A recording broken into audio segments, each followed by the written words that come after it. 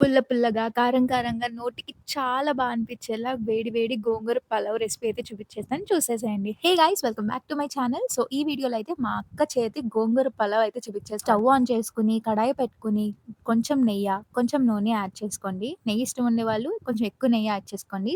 వీడియోలో చూపిచ్చిన masala దినుసులన్నీ first add చేసేసుకోండి. అవి కొంచెం ఫ్రై అయిన తర్వాత జీడిపప్పు కూడా ఎక్కువ ఇష్టం ఉండేవాళ్ళు కొంచెం ఎక్కువ జీడిపప్పు అయితే వేసుకోండి.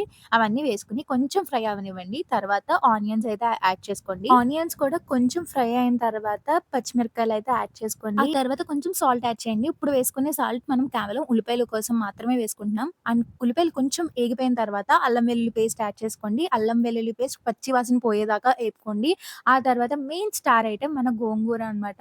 ఈ రెసిపీ మొత్తంలో కొంచెం టఫెస్ట్ పార్ట్ ఏదైనా ఉందంటే గోంగూర బాగు చేసుకోవడం. గోంగూర బాగు చేసుకొని పక్కన పెట్టేసుకుంటే మనకి ఈ ప్రాసెస్ చాలా ఫాస్ట్‌గా అయిపోతుంది. ఒక చిన్న మ్యాజిక్ ఓం భీం బూమ్ బుష్ చూసారా గోంగూర ఎంత కిందకెళ్ళిపోయిందో? మ్యాజిక్ బావుంది కదా! ఒక చిన్న లైకేసుకోండి.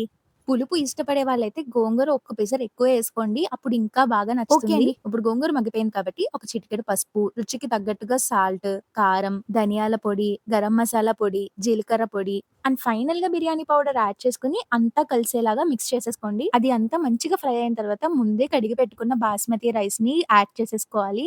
అండ్ బాస్మతి రైస్ యాడ్ చేసుకున్న తర్వాత అంతా కూడా ఒక్కసారి కలపనివ్వండి రైస్‌కి పట్టేలాగా. ఆ తర్వాత 1కి 2 అంటే ఒక గ్లాస్ బియ్యానికి 2 గ్లాసులు వాటర్ అన్నమాట. 2 గ్లాసులకి ఇంకా ఒక గ్లాస్ కొంచెం కిందకేసుకున్నా పర్లేదు. అండ్ ఫైనల్‌గా మంచిగా మగ్గనిచ్చి తింటే ఉంటది.